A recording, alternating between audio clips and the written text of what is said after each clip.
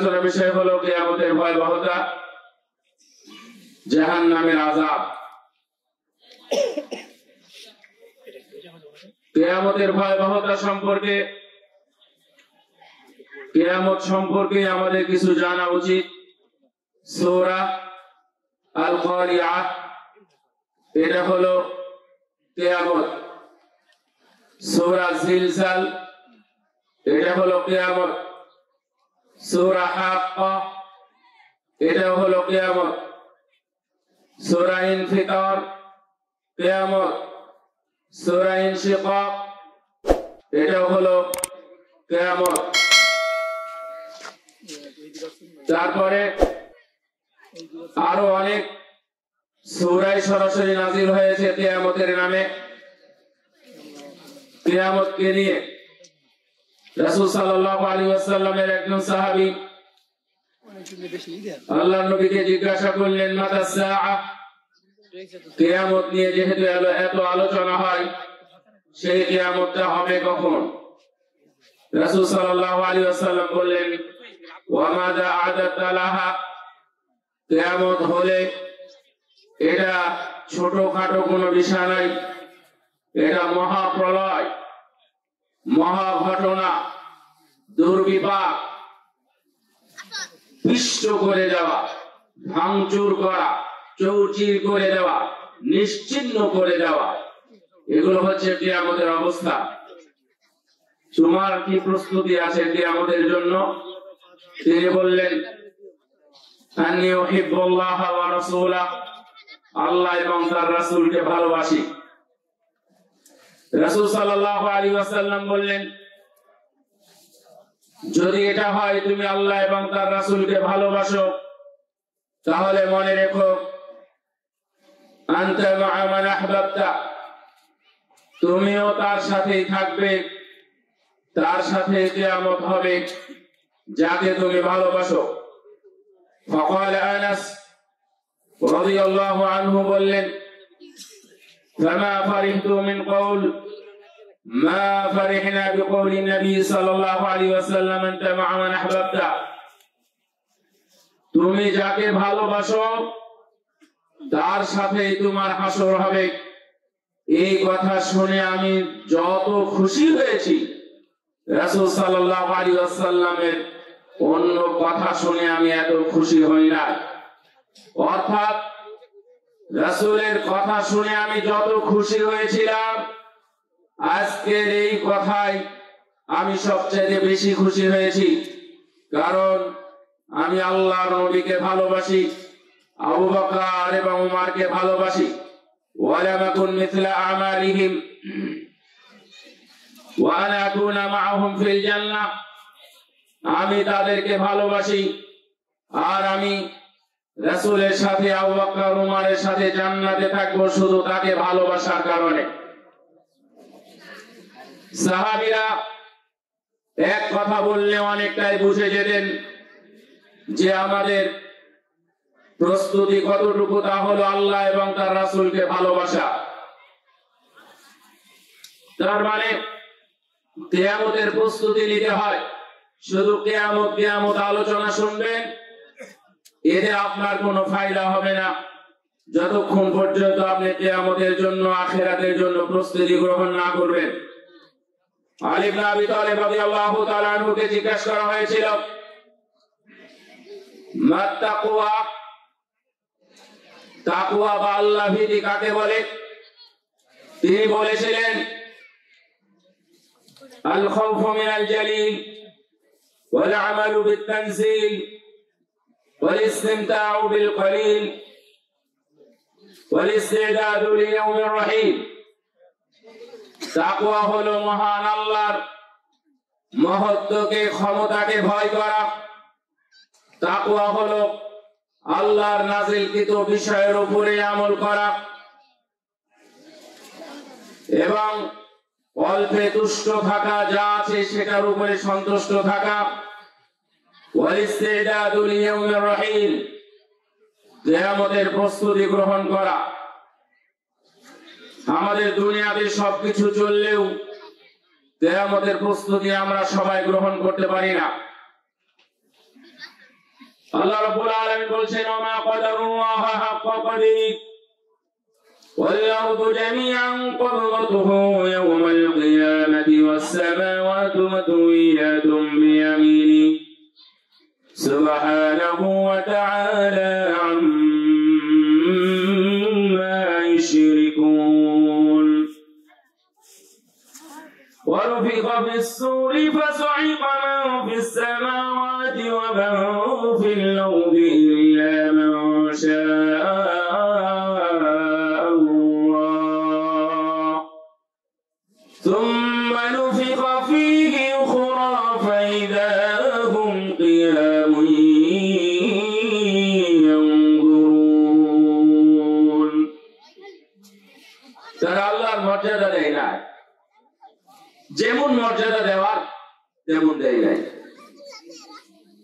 অথচ সেই দিন সমগ্র জমিনকে মহান রব আমাদের সৃষ্টিকর্তা তিনি জমিনকে এক হাতে মুষ্টিবদ্ধ করে দিবেন সুবহানাল্লাহ আল্লাহু আকবার শুধু তাই নয় এই বিশাল আসমানকে আরেক হাতে ভাঁজ করে মুষ্টিবদ্ধ করে দিবেন আল্লাহু আকবার সেই রবকে আমরা অনেকে চিনি না আমাদের চিনা হয়নি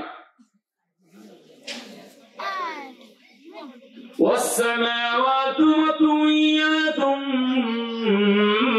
بيمينه سبحانه وتعالى عما يشركون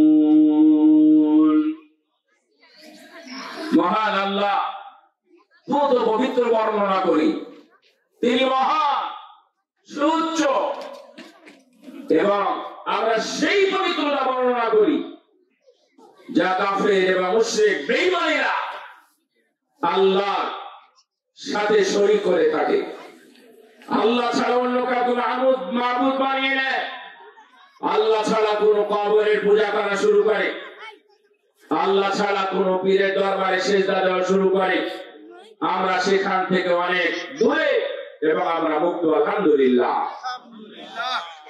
ونفخ في الصور فصعق من في السماوات ومن في الأرض সেই দিন ফুৎকার দেওয়া হবে কিয়ামতের দিন যখন কিয়ামত শুরু হবে তখন ইসরাফিল সেই দিন সিংহায় ফুৎকার দিবে প্রথম ফুৎকারের পরপরই দুনিয়াতে যত প্রাণী আছে আল্লাহর সৃষ্টি জগতে যত প্রাণী থাকবে সমস্ত সৃষ্টি জগতের সমস্ত প্রাণী সব কিছু মারা যাবে এবং বেহুশ হয়ে যাবে কিছু থাকবে না সবাই আসমান এবং জমিনে ছোট বড় যেটা যেই হোক না কেন মানুষ অথবা প্রাণী কোন কীট পতঙ্গ কোন পাখি ফেরেশতা যা আছে সবগুলো শেষ ইল্লা মান শা আল্লাহ এখানে এই ছোট্ট কথার দ্বারাই বোঝানো হয়েছে শুধুমাত্র আল্লাহর আরশ বহনকারী তারপরে ফুৎকার গানকারী যে ফেরেশতা ফুৎকার দিবে ফু দিবে সেই ফেরেশতা তো মরবে না মারা যাবে না যে জান কবজ করবে মালাকুল মাউত সেও মারা যাবে না যে সব আদেশ নিষেধ বিভিন্ন জায়গায় ডিস্ট্রিবিউশন করবে জানাবে বাস্তবায়ন করে জিবরিল তারও তো জান কবজ করা হবে না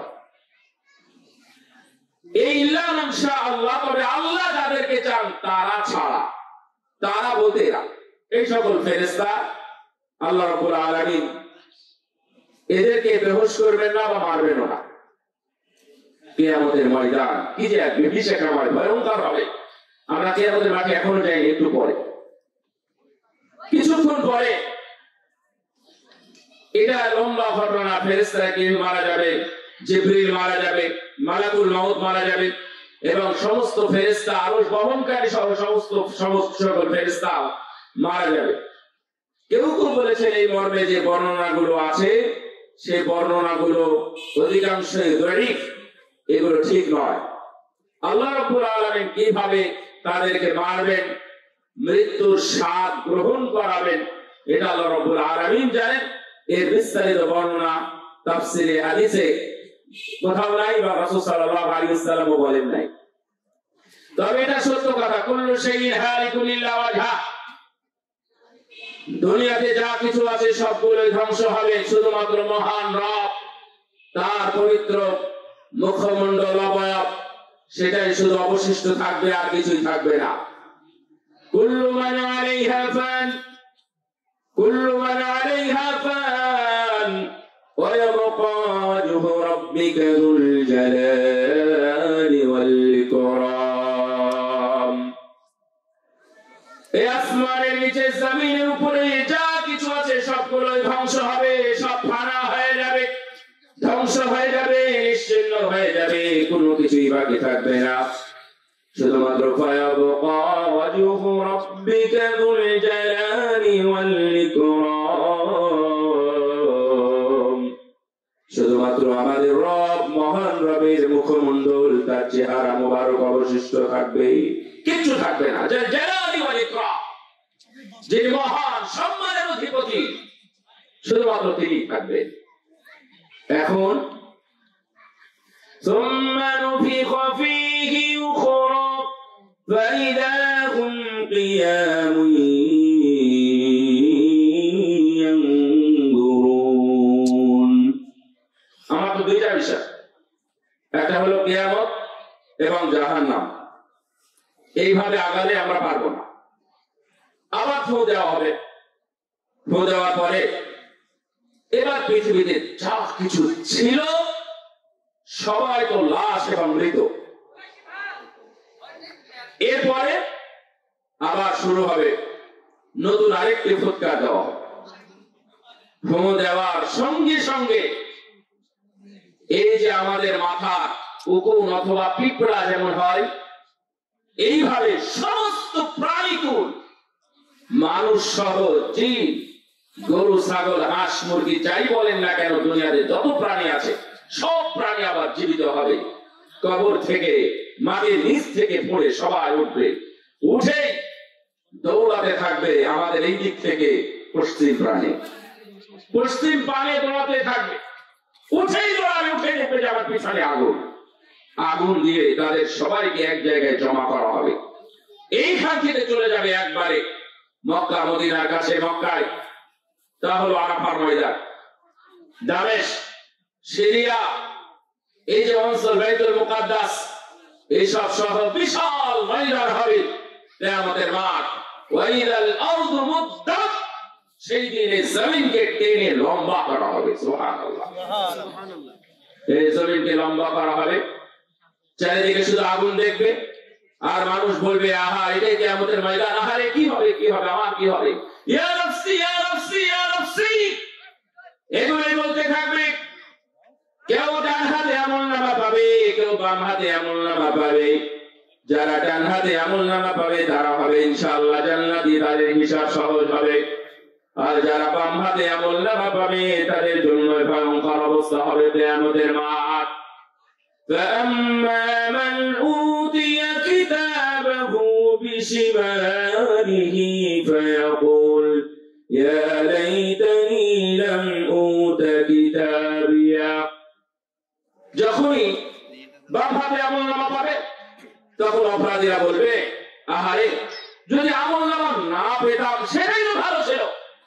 ইয়া লাইতাহা কানাতিল কাদিয়া, হায় আফসোস, আমার তো ফায়সালা হয়ে আছে, আমি তো জানি আমি সুদখোর, আমি ঘুষ খাইছি, আমি অন্যায় করেছি, আমি বেনামাজি ছিলাম, আমি বেরোজাদার ছিলাম, আমি বেদাহাতি ছিলাম, আমি শিরক করতাম, আমি তাবিজ করতাম, আমি পীরের দরবারে গিয়ে সেজদা দিতাম, আমি মাজারে যেতাম, মান্নত করতাম, এ তো আমার ফায়সালা খারাপ হয়ে যাবে। ইয়া লাইতাহা কানাতিল কাদিয়া, ফায়সালা এমনই হওয়ার কথা ছিল।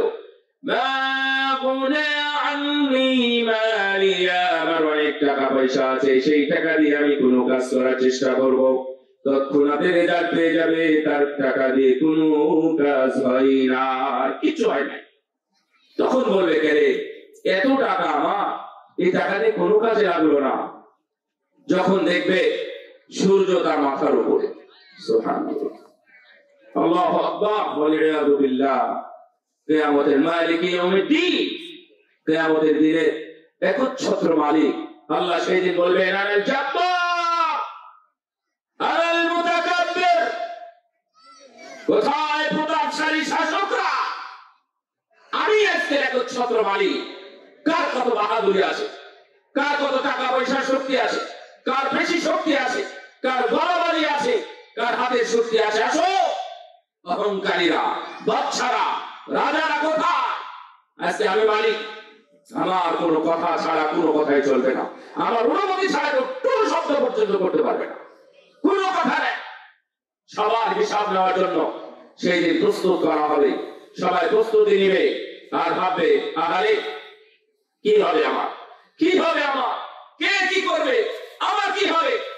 হাবুডুবু খাবে জাহান্নামীরা, যারা অপরাধী হবে কিয়ামতের ময়দানে, তাদের সাপ থেকেই বোঝা যাবে ইউরাফুল মুজরিমুনা বিসীমাহুম ফায়ুখাযু বিন-নাওয়াসি ওয়াল-আকদাম ফাবিআইয়ি আলা'i রাব্বিকুমা তুকাযযিবান। সেই দিন অপরাধীদেরকে চেনা যাবে, কে কোন অপরাধী কি ধরনের অপরাধ করেছে। তাদেরকে যখন চেনা যাবে, তাদেরকে ধরে ধরে বন্দী করা হবে, তাদের গলায় বেড়ি পরানো হবে এবং তাদের পায়েও বেড়ি পরানো হবে, যেটাকে বলা হয় ডান্ডা বেড়ি। এই ভান্ডা বেড়ি, ডান্ডা বেড়ি তাদের গলায় এবং হাতে এবং তাদের পায়ে পরানো হবে, তাদের ধরে ধরে জাহান্নামের মধ্যে নিক্ষেপ করা হবে। সেই দিন দেখে মানুষ বুঝতে পারবে এটা সত্য, এটা ঘুষখোর।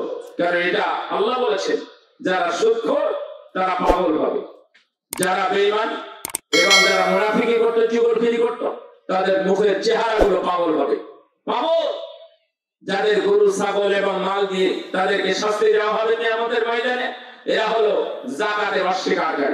সামনে রমজান আসতেছে, রমজানের সাথে সাথে আপনারা রমজান যারা পালন করে না তাদের শাস্তি আরো ভয়াবহ।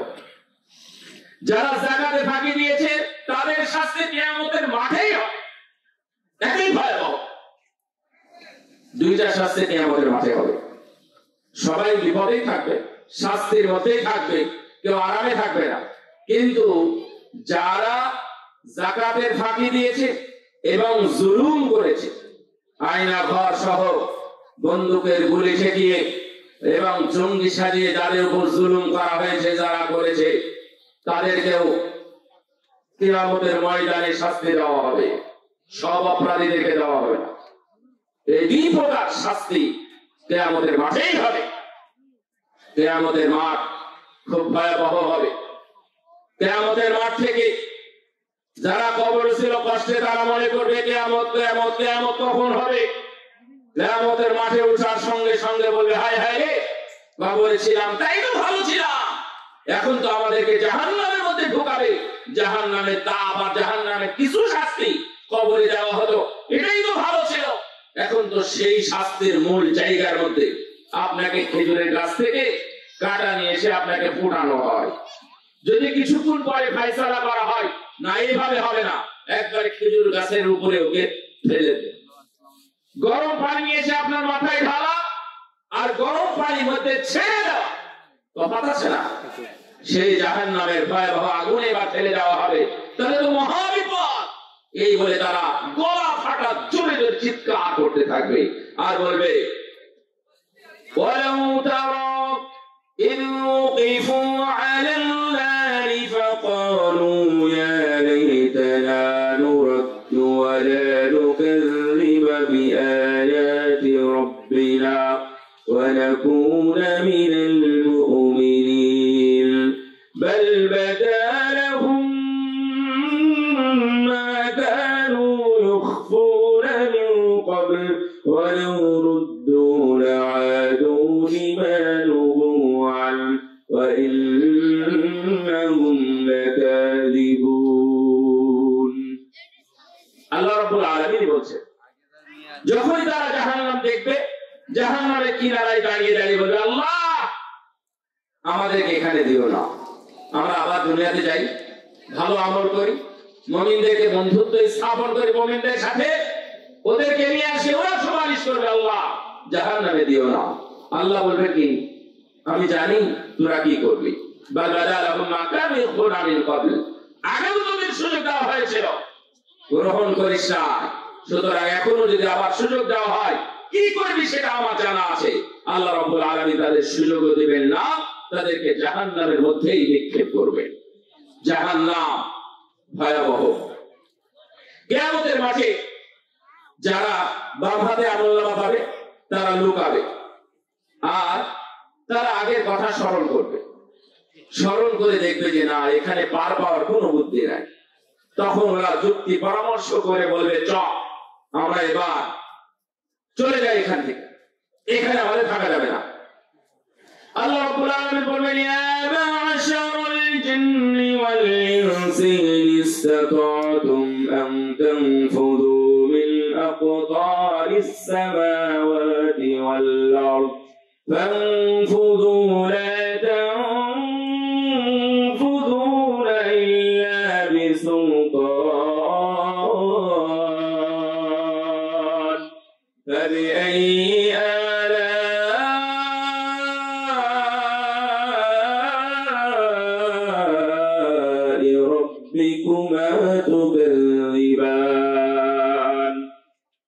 আল্লাহ রাব্বুল আলামিন বলেন, হে মানুষ এবং জিন, তোমরা যদি আমার এই রাজ্য ছেড়ে কোথাও পালাতে পারো তাহলে পালিয়ে যাও, তবে মনে রেখো লা তানফুযুনা ইল্লা বিসুলতান,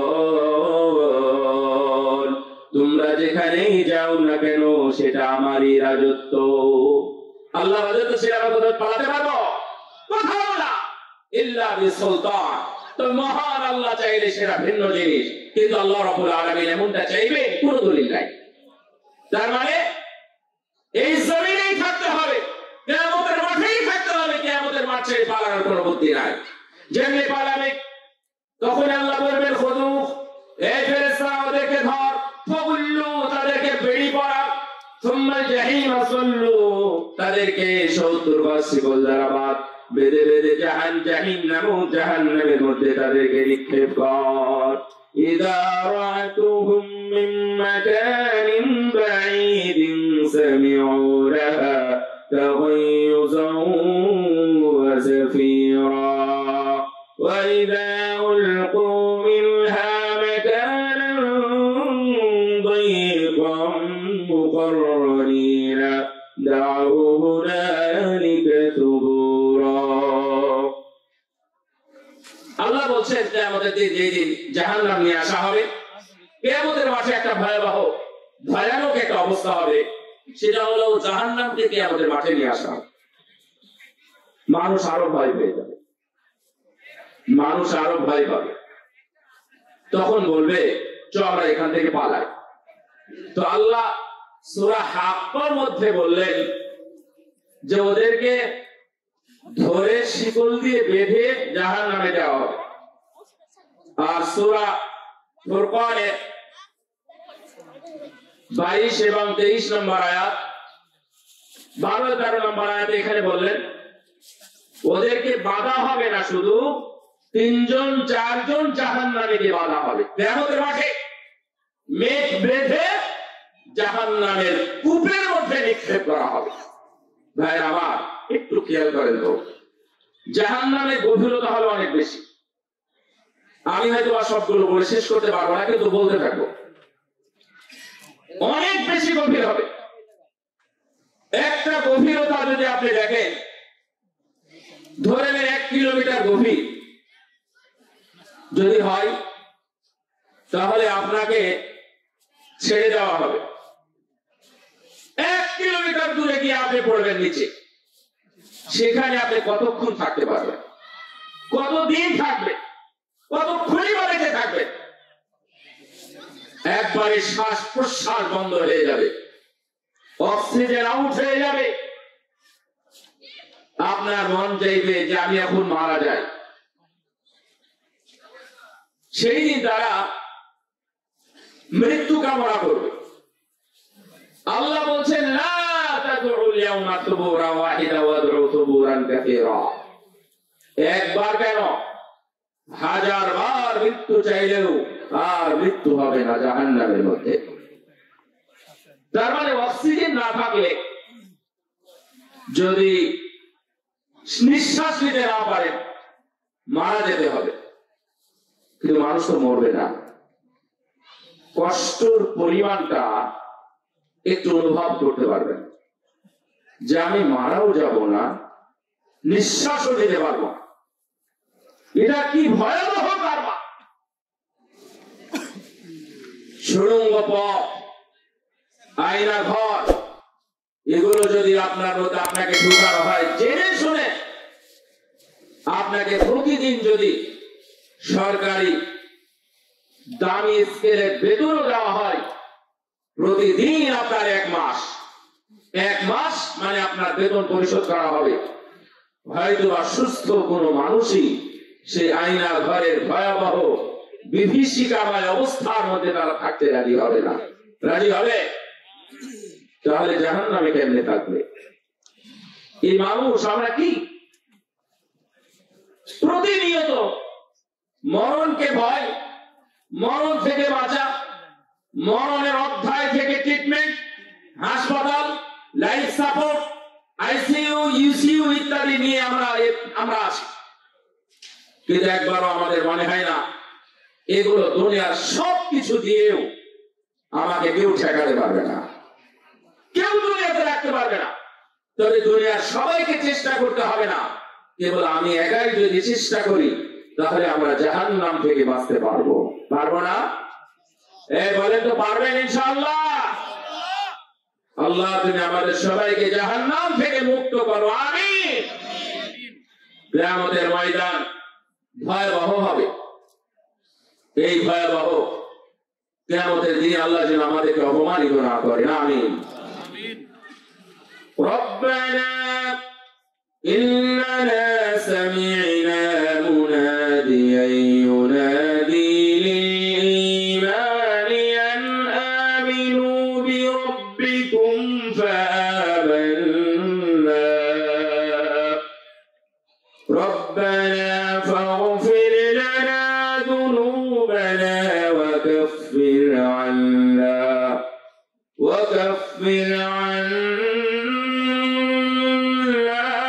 سيئاتنا وتوفنا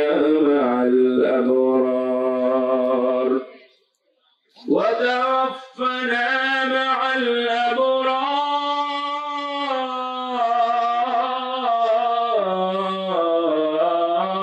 الأبرار ربنا وآتنا ما وعدتنا على رسلك ولا تخزنا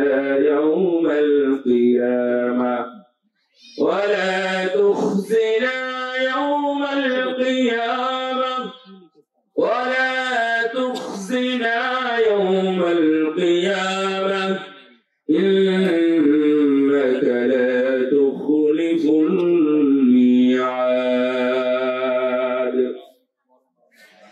আল্লাহ রাব্বুল আলামিন আমাদের দোয়াগুলো শিখিয়ে দিয়েছেন। আল্লাহ নিজেই বলছেন, বান্দা বলে, মুমিনরা বলে, যারা ঈমান আনে তারা বলে, আল্লাহ তুমি আমাদের কল্যাণের সাথে এবং ভালোদের সাথে আমাকে মৃত্যু দান করো কিয়ামতের দিন। হে আল্লাহ, তুমি আমাদের মনের সাথে ওয়াদা করেছো, ওয়ালা তুখজিনা ইয়াউমাল কিয়ামা। আল্লাহ তুমি আমাদের কিয়ামতের দিন অপমানিত করো না, অপমান করো না, লাঞ্ছিত করো না। ইন্নাকা লা তুখলিফুল মিআদ। আল্লাহ তুমি তো কোনো ওয়াদা খেলাফ করো না, ওয়াদা ভঙ্গ করো না। সুতরাং আজকে আমরা এখানে যারা উপস্থিত আছি, যারা তোমার কল্যাণকর কাজে উপস্থিত আছে, কোরআন এবং সুন্নাহর মহব্বতে একত্রিত হয়েছে, আল্লাহ তুমি আমাদের কিয়ামতের দিন সেই দিন কাউকেই অপমানিত করো না, আমিন। সম্মানিত উপস্থিতি, কিয়ামত যেহেতু বড় ভয়াবহ, রাসূল সাল্লাল্লাহু আলাইহি ওয়াসাল্লাম নিজেই বলছেন যে সূরা ইনফিতর, সূরা ইনশিকাক, সূরা তাকওয়ির, এই 3 সূরা আমাকে বৃদ্ধ বানিয়ে দিয়েছে, আমার চুল দাড়ি পাকাই ফেলেছে। এই 3টা সূরা নাজিল হওয়ার পরে আমার চুল দাড়ি পেকে গেছে।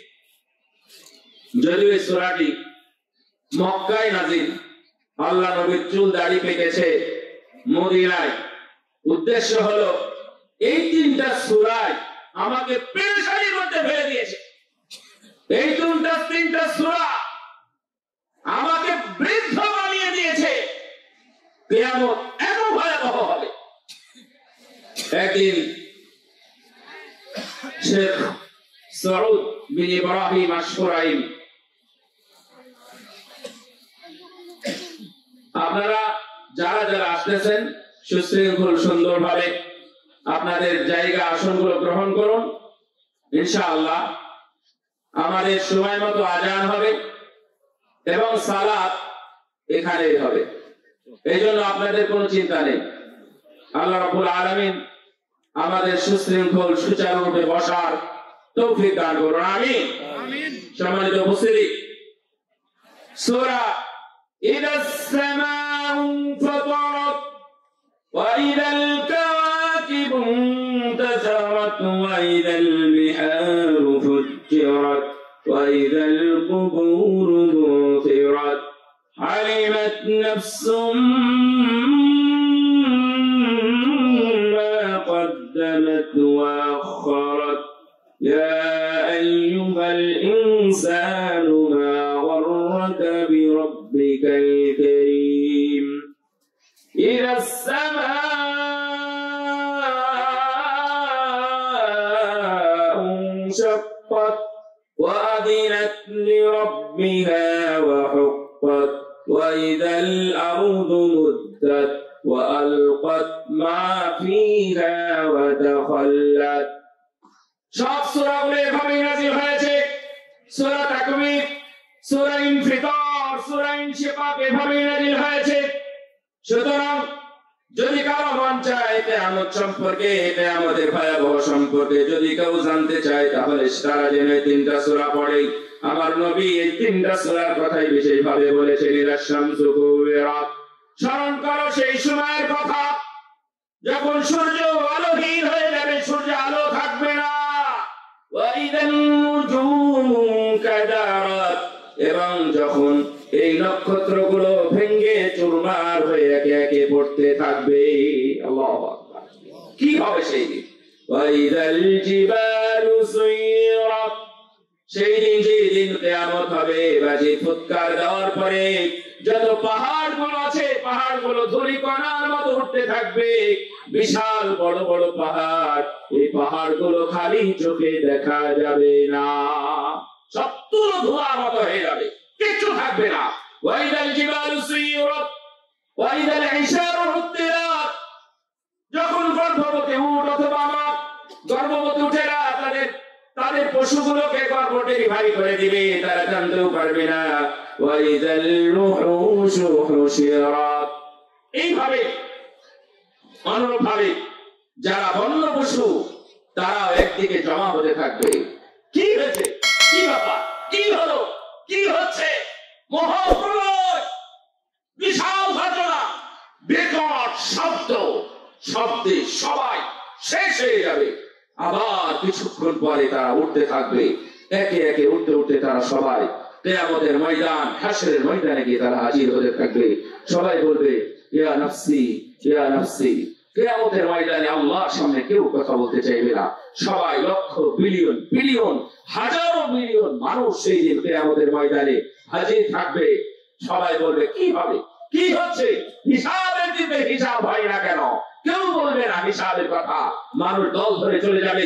আদম আলাইহিস সালামের কাছে বলবে আপনি যদি বলেন আপনি আল্লাহর হাত দ্বারা আল্লাহ রাব্বুল আলামিন নিজ হস্তে আপনাকে তৈরি করেছেন, আপনি প্রথম নবী, প্রথম মানুষ, সুতরাং আপনি আল্লাহকে বলেন আল্লাহ যেন আমাদের হিসাবের কাজটা শুরু করেন। তিনি বলবেন না, আমি একজন অপরাধী, আমারও ছোটখাটো কিছু গুনাহ আছে। তোমরা অমুক নবীর কাছে যাও, মুসা আলাইহিস সালামের কাছে যাও, ইব্রাহিম আলাইহিস সালামের কাছে যাও, তোমরা ঈসা আলাইহিস সালামের কাছে যাও। ঈসা আলাইহিস সালাম বলবেন তোমরা মুহাম্মদ সাল্লাল্লাহু আলাইহি ওয়াসাল্লামের কাছে যাও। রাসূল সাল্লাল্লাহু আলাইহি ওয়াসাল্লামের কাছে যখন মানুষ আসবে, ইয়া রাসূলুল্লাহ, ইয়া নবী আল্লাহ, আপনি হলেন শেষ নবী, আপনি হলেন নবী এবং রাসূলদের সর্দার। পৃথিবীতে যত মানুষ এসেছিলেন তার মধ্যে সর্বশ্রেষ্ঠ এবং মর্যাদাবান হলেন আপনি। সবাই বলে ইয়া রাসূল, ইয়া রাসূল। কেবলমাত্র আপনি বলছেন ইয়া উম্মতি, ইয়া উম্মতি।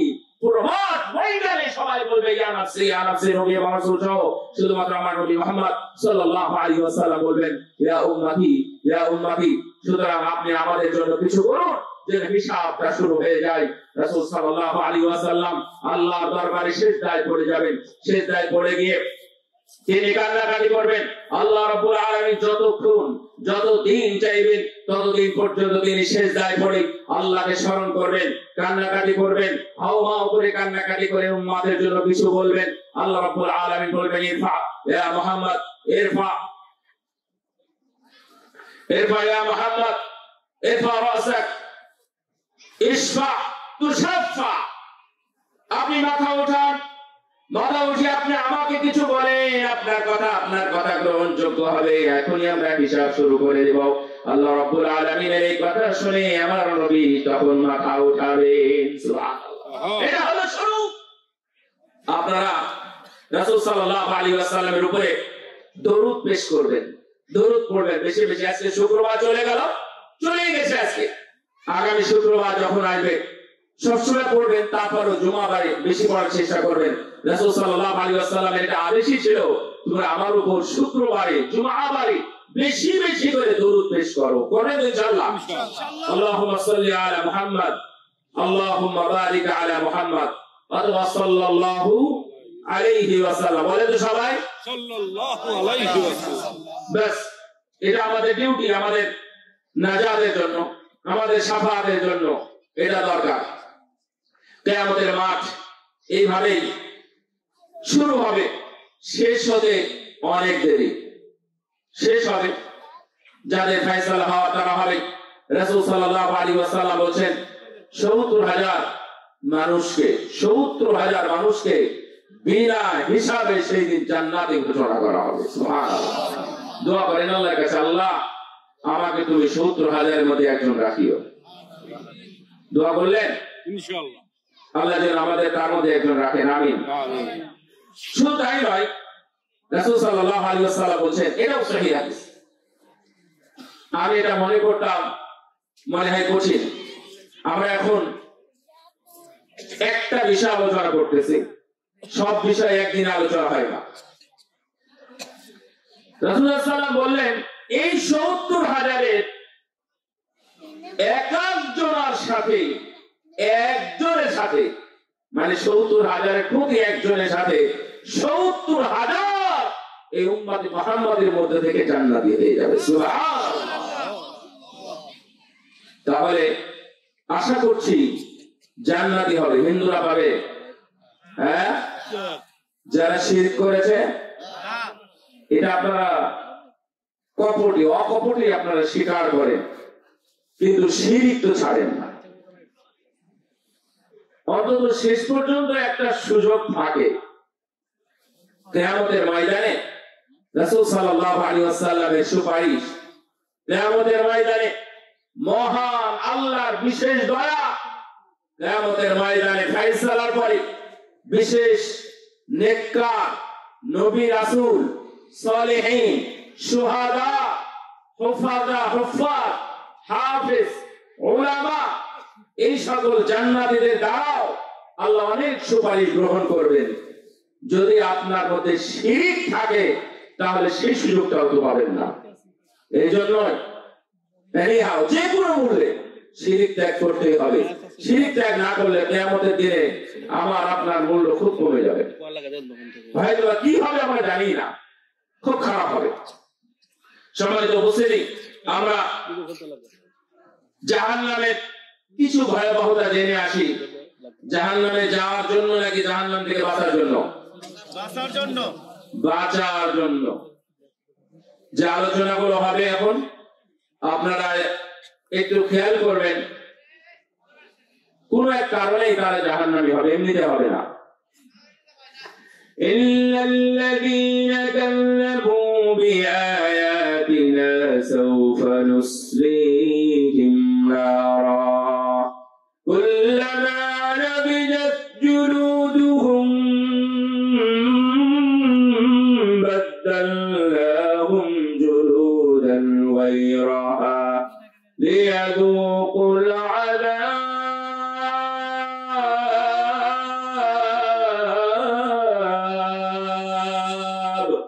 জাহান্নামীরা যখনই যাবে যাওয়ার সঙ্গে সঙ্গে আগুন দিয়ে তাদেরকে পোড়ানো হবে পড়ে পড়ে কয়লা হয়ে যাবে তারা মনে করবে কয়লা হওয়ার পরে মনে হয় আমাদের আর কোনো শাস্তি হবে না আল্লাহ রাব্বুল আলামিন বলেন যখনই তাদের চামড়াগুলো 42 গজ মোটা চামড়া জাহান্নামীদের চামড়া হবে 42 গজ মোটা চামড়া যখনই পুড়ে কয়লা হয়ে যাবে বাদদালনাহুম আমি সেই চামড়াগুলো আবার নতুন করে পরিবর্তন করে দিব নতুন চামড়া আসবে যেন তারা শাস্তি ভোগ করতে পারে শাস্তি ভোগ করার জন্য জাহান্নাম ওখানে আদর আপ্যায়নের জন্য জাহান্নাম নয় ওখানে ঠান্ডা শরবত দেওয়ার জন্য জাহান্নাম নয় ওখানে কোনো ধরনের খাতির করার জন্য জাহান্নাম নয় লা ইয়াসুনাল্লাহা মা আমারাহুম ওয়া ইয়াফআলুনা মা ইউমারুন আলাইহা মালাইকাতুন গিলাদ শিরাদুন লা ইয়াসুনাল্লাহা মা আমারাহুম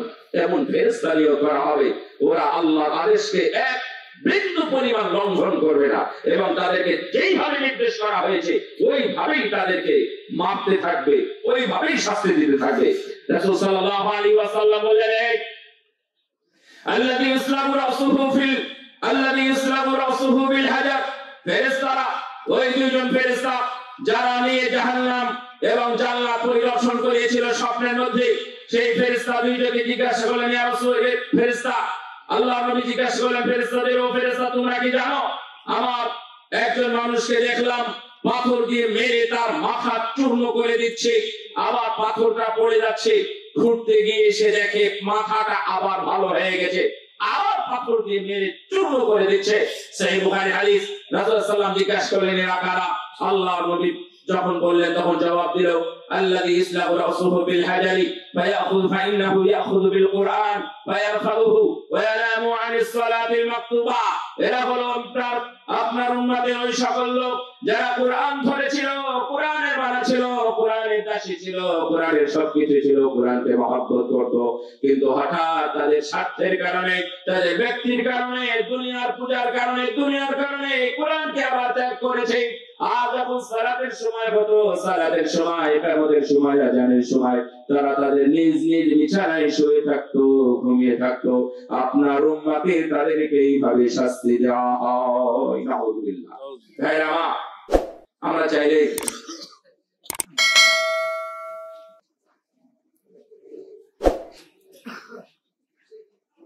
আপনারা চাইলে সালাত আদায় করতে পারেন এইভাবে কথা বলা মুশকিল এটা ভালো না সালাত নিয়ে আলোচনা হবে জামশেদ মজুমদার আসতেছে ইনশাআল্লাহ ও আলোচনা করবে বিশেষ করে কই গেলেরা আল্লাহর মাধ্যমে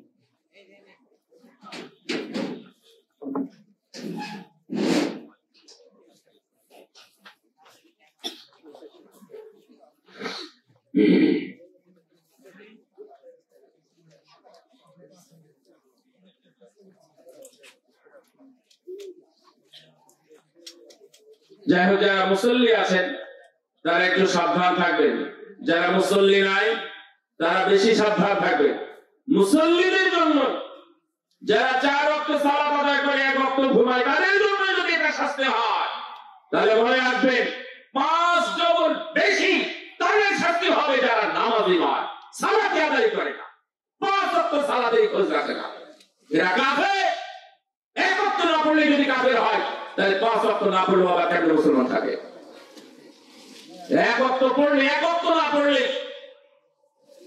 ও মুসলিম থাকতে পারে না ওর ঈমানও নষ্ট হয়ে যায় ওর আমলও নষ্ট হয়ে যায় ওর বিয়েও তালাক হয়ে যায় বউ তালাক হয়ে যায় ও কোন ওয়ারিসি সম্পত্তিও পায় না বাবার কাছ থেকে যদি সালাত ত্যাগ করে আল্লাহ নবী বললেন ইয়ানামু আনিস সালাতি মাকতুবা, যারা সালাত ছেড়ে ঘুমিয়ে থাকে তাদের জন্য হলো এটা শাস্তি। পাথর দিয়ে মারবে, মাথা চূর্ণ হয়ে যাবে, পাথর দূরে চলে যাবে, আবার পাথর খুঁটে নিয়ে এসে আবার তাকে পাথর দিয়ে মেরে মাথা চূর্ণ করে দেবে। সম্মানিত উপস্থিতি, এটা হলো জাহান্নামের একটা শাস্তি। এটা হলো যারা সালাত আদায় করে। এখন সালাত আদায় যারা না করে, এটা নিয়ে আসলে কত কথা। সালাত আদায় যারা না করে তারা অনেক পাপের সাথে সম্পৃক্ত। আপনি মনে করবেন না মোটের উপরে বা আরেকটা বলা হয় এজমালি শাস্তি, যেহেতু সালাত আদায় করে নাই সর্বোচ্চ তাদের শাস্তি হবে। যারা সালাত আদায় করে না তারা অনেক কিছুই করে না, এরা রোজাও করতে চায় না। যারা সালাত আদায় করে না, রোজা করে না, তারা যাকাতেও ফাঁকি দেয়। যারা এইগুলো করতে পারে তারা জিনা ব্যভিচারে লিপ্ত হয়, তারা হারাম উপার্জনে লিপ্ত হয়। মনে রাখবেন, ও যদি 10টা পাপ করে তাহলে একটা পাপের শাস্তি আগে হবে। একটা পাপের শাস্তি যদি 200 বছর 2000 বছর হয়ে থাকে, একটা শাস্তি শেষ হওয়ার পরে তাহলে দ্বিতীয় শাস্তি শুরু হবে। দ্বিতীয় পাপের শাস্তি হয়তোবা 10,000 বছর, লক্ষ বছর হয়ে যাবে। তৃতীয় পাপের শাস্তি হয়তোবা এভাবে কোটি কোটি বছর কেটে যাবে, তাও জাহান্নামীদের শাস্তি কোনোদিন ভোরাবে না। কেউ যদি একবার মসজিদে যায়, আমার উম্মতের মধ্য থেকে একজন মানুষ একবার যদি মসজিদে যায়, তাহলে আল্লাহ রাব্বুল আলামিন ওই একজন ব্যক্তির জন্য জান্নাতে একবারের আপ্যায়নের ব্যবস্থা রাখবেন। আমরা কেউ জানি না আল্লাহর আপ্যায়ন নুজুলাম মিন গফুরির রহিম, নুজুলাম মিন গফুরির রহিম। আল্লাহ রাব্বুল আলামিনের আপ্যায়ন কতদিন হবে, কত সুন্দর হবে আমরা জানি না। একদিনের আপ্যায়ন যদি 100 বছর 200 বছর হয়, 1000 বার যদি মসজিদে যান, আল্লাহ রাব্বুল আলামিন আপনাদের জন্য 1000 বার আপ্যায়নের ব্যবস্থা রাখবেন। সুবহানাল্লাহ। একটু খেয়াল করেন, একবার মসজিদে গেলে একবার আল্লাহর আপ্যায়ন, আর আল্লাহর আপ্যায়ন একবার আপ্যায়ন হয়তো 100 বছর কেটে যাবে। আপনি কত 1000 বার মসজিদে গেছেন, যান নাই? এই মসজিদে যান নাকি? যান না? যান সবাই? যাবেন তো ইনশাআল্লাহ? আল্লাহর আপ্যায়ন কত দিন ধরে হবে আপনি বুঝবেন না। একবার যদি আপ্যায়ন হয়, একবার মসজিদে গেলে 1000 বার গেছে। আর যারা যায় নাই তাদের জন্য এত পরিমাণ শুধু সালাতের শাস্তি তাদেরকে দেওয়া হবে। আপনারা কি চান না যে একবার আপ্যায়ন আমাদের 1000 বছর হোক? ইনশাআল্লাহ। তাহলে আমাদের কোটি কোটি কোটি কোটি বছর, মানে অনন্ত কাল চলে যাবে। আল্লাহ তো পুরস্কার কি বলছেন আল্লাহ, যে ফালা তা'লামু নাফসুম মা উখিয়া লাহুম মিন কুররাতি আ'ইউন জাযাআন বিমা কানু ইয়া'মালুন। যারা আমল করেছে এই আমলকারীদের জন্যই আল্লাহর পক্ষ থেকে থাকবে মহা পুরস্কার, সুবহানাল্লাহ, জান্নাত। তাহলে একবার যদি জান্নাতে যান, একবার সালাতের যদি আপ্যায়ন 1000 বছর হয়, তাহলে আপনি তো 1000 সালাত আদায় করেছেন, হিসাব করে দেখবেন কত কোটি বছর কেটে যাবে। এই জন্য যারা সালাতে যায় না তাদের জন্য এই ধরনের শাস্তি থাকবে। একবার সালাত আদায় করেন, হয়তো কতদিন তাকে জাহান্নামে থাকতে হবে, কিন্তু একবার সালাত আদায় না করলে তাকে তওবা করতে হবে। তওবা করলে তারপরে সালাতগুলো কাজে আসবে। তওবা না করলে পরে সালাতগুলো কি হবে সেটা আমরা জানি না। ভাই আমার, জাহান্নাম, রাসূল সাল্লাল্লাহু আলাইহি ওয়াসাল্লাম বলেছেন, হাযা হাজার রুমিয়া ফিল নারি মুনযু ৭০ খরিফা। এই শব্দটা হলো একটা পাথরের শব্দ। আজ থেকে ৭০ বছর আগে জাহান্নামের মুখে ফেলে দেওয়া হয়েছিল। জাহান্নামের গভীরতা এতই বেশি, একটা পাথর উপর থেকে নিচে পড়তে ৭০ বছর লাগে। আর আমিন তাহা ইলা কারিহা, এই পাথরটা ৭০ বছর আগে ফেলে দেওয়া পাথর এখন জাহান্নামের তলদেশে গিয়ে ঠেকলো। এটা হলো জাহান্নামের গভীরতাকে বোঝানো হয়েছে। সম্মানিত উপস্থিতি, রাসূল সাল্লাল্লাহু আলাইহি ওয়াসাল্লাম বলেন, ইউদা ইয়াউমাইদিন জাহান্নাম লাহা ৭০,০০০ জামাম। সেই দিন জাহান্নামকে কিয়ামতের ময়দানে নিয়ে আসা হবে। তার লাগাম থাকবে ৭০,০০০ লাগাম থাকবে। একটা একটা লাগামের সাথে থাকবে 70,000 ফেরেশতা, 49 কোটি ফেরেশতা। তাদেরকে অর্থাৎ জাহান্নামকে নিয়ন্ত্রণ করতে করতে নিয়ে আসবে। যখনই জাহান্নামকে দেখবে, তারা ভয়ে চিৎকার করবে এবং পালাতে থাকবে।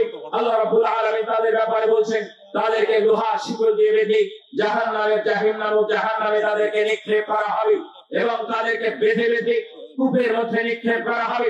রাসূল সাল্লাল্লাহু আলাইহি ওয়াসাল্লাম বলেন,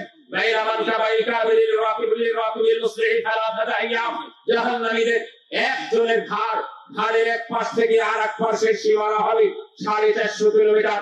3 দিন পর্যন্ত দ্রুতগামী কোন ঘোড়া বা উট কেউ যদি চলে যায়, 3 দিন পর্যন্ত যতদূর পর্যন্ত যেতে পারবে ততদূর পর্যন্ত। মক্কা থেকে মদিনা 450 কিলোমিটার জায়গাকে উল্লেখ করা হয়েছে। এত বড় জায়গা নিয়ে একজন জাহান্নামী বসে থাকবে, কি বিভৎস হতে পারে। আল্লাহর নবী বললেন, দাঁত তাদের গুলো বড় বড় হবে, 10 কিলোমিটার পরিব্যাপ্তি। এই উহুদ পাহাড় এক একটা দাঁত হবে উহুদ পাহাড়ের মতো। আল্লাহ নবী বললেন, এই জাহান্নামীদের শাস্তি কি ধরনের শাস্তি হতে পারে? তাদের পা গুলো হবে বাইদা পাহাড়ের মতো লম্বা, বিশাল লম্বা পা হবে এই জাহান্নামীদের, এবং অর্থাৎ উটা হবে বাইদা পাহাড়ের মতো অনেক উঁচু হবে, অনেক মোটা হবে। জাহান্নামীদের এইভাবে শাস্তি দেওয়া হতেই থাকবে।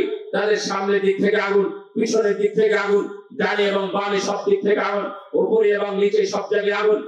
জায়গা হবে খুবই ঘৃণিত, খুবই নোংরা। তারা যখন তৃষ্ণার্ত হবে পানি চাইবে, আল্লাহ রাব্বুল আলামিন বলেন তাদেরকে পানি দেওয়া হবে, কিন্তু পুঁজের মতো পানি দেওয়া হবে। পচা গলিত রক্ত এবং পুঁজ যেগুলো আছে দুর্গন্ধযুক্ত, খুবই গরম। এই গরম টকবকে পানিও তাদেরকে খেতে দেওয়া হবে। যখনই খেতে পারবে না, তাদের মুখমণ্ডলের চামড়া এবং গোশত যা কিছু আছে সবগুলো ঝলসে যাবে, পুরোটাই বাকি থাকবে না। রাসূল সাল্লাল্লাহু আলাইহি ওয়াসাল্লাম রাব্বুল আলামিন বলেন, ইয়াশমি বুজুহা বিসা শারাব ওয়া সাআত মুরতাফাকা। এইগুলো তারা খেতে যাবে। এই জন্য তাদেরকে একবার পরিবর্তন করে তাদেরকে পানি দেওয়া হবে। পানিও হবে 4 ধরনের। একটা হলো এই যে মুহুল, যেটা হলো পুঁজ এবং রক্ত, দুর্গন্ধযুক্ত এবং গরম, তাদেরকে খেতে দেওয়া হবে। এটা খেতে পারবে না, তাদেরকে লিকুইড কিছু খেতে দেওয়া হবে। কাসা এবং কিসরি নামে কুরআনের মধ্যে আসে, এই ধরনের খাবার তাদেরকে দেওয়া হবে। এটাও তারা খেতে পারবে না। পেটে দেওয়ার সঙ্গে সঙ্গে সব বমি হয়ে যাবে এবং যন্ত্রণা শুরু হয়ে যাবে। তখন বলবে, আল্লাহ কোন লিকুইড নরম কোন খাবার দেওয়া হোক। তখন আল্লাহ রাব্বুল আলামিন তাদের জন্য পোড়া মবিল এবং পোড়া তেল যেমন হয় এই ধরনের খাবার তাদেরকে দেওয়া হবে।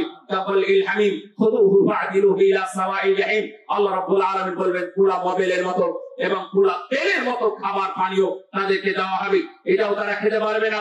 তখন আল্লাহ আরেকটা চাইবে, আল্লাহ রাব্বুল আলামিন তখন তাদেরকে আরেকটা দিবেন। এটার নাম হলো তিনাতুল খাবাল ওয়াসারাতুম মিন আহলিল্লাহ। জাহান্নামীদের শরীর থেকে পুড়ে ঘা হয়ে পচা হয়ে যে ধরনের রস এবং পুঁজ বের হয়, এটা এক জায়গায় জমা হবে। এটার নাম হলো তিনাতুল খাবাল। জাহান্নামীদেরকে তিনাতুল খাবাল এক একে খাওয়ানো হবে। জাহান্নামীরা এটা খেতে চাইবে না। আল্লাহ বলছেন, ইউসফা মিন মাইন সালিদ। তাদেরকে এই ধরনের নোংরা পানীয় তাদেরকে খেতে দেওয়া হবে। তাদের খাবার হবে 2 রকমের।